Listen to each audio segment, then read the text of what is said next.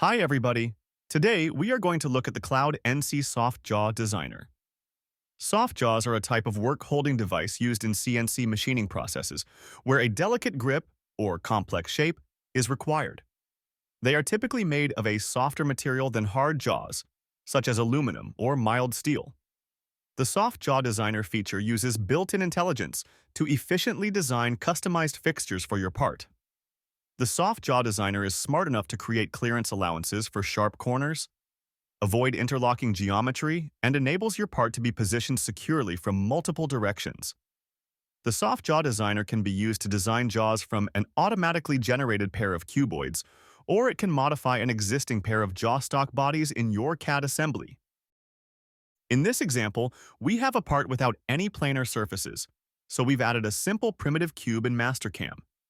We'll use that to tell the Soft Jaw Designer our jaw opening direction. We're going to machine this part from this direction first from a block of stock. When we flip the part over, we are going to use soft jaws to hold the part to machine the other side. Let's open the CloudNC ribbon in Mastercam and select the Soft Jaw Designer. In the palette, I am going to first select the part by clicking this button and then picking the part. I will skip the Select Two Jaw Stocks button, as in this case, we are going to create the jaw geometry with the designer. Next, I will click the Spindle Direction button, and then make sure to click a face perpendicular to my intended spindle direction. Then I will click the Jaw Opening Direction button, and this is where I will use that primitive cube to pick an appropriate opening direction. Once we have those items selected, the jaw geometry values will update in this section. I am going to round some of these up like this. I will also round the gap value. This is the distance between the jaws when they are clamped shut. I will leave the jaw position value. Sometimes you may want to adjust these values depending on your workpiece setup. For the cutout geometry, I will leave the corner relief drill size. This value corresponds to the drill size that will be used to create clearance in the jaws where there are sharp corners on the part. I will give a small value to the clearance, just so my part will not be too tight in the jaws. The exact values used here will depend on your materials and the conditions in your shop. I will also check these bottom two items. Generally, the Soft Jaw Designer works well when both of these items are enabled. From here, we can hit the green checkbox and generate the jaws.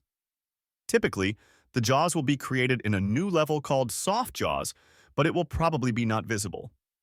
Let's see what we've got. Okay, so we got some jaw blanks, but no cutout this pass. That's okay. I am just going to go back to the Soft Jaw Designer and use these blocks.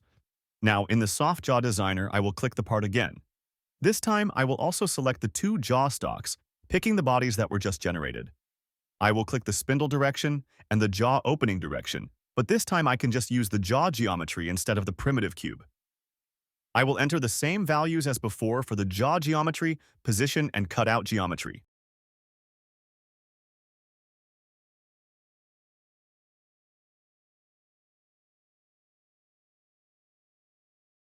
Now let's hit the green checkbox again.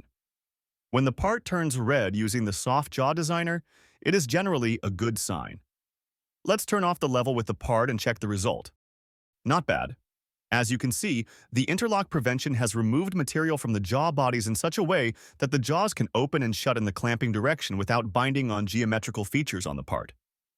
Also, the areas like these, that are defined by the corner relief value, will ensure the part can be placed in the jaws.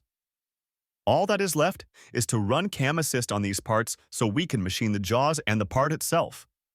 Thanks for checking out the CloudNC Soft Jaw Designer tool with us today. Stay tuned for more great features from CloudNC.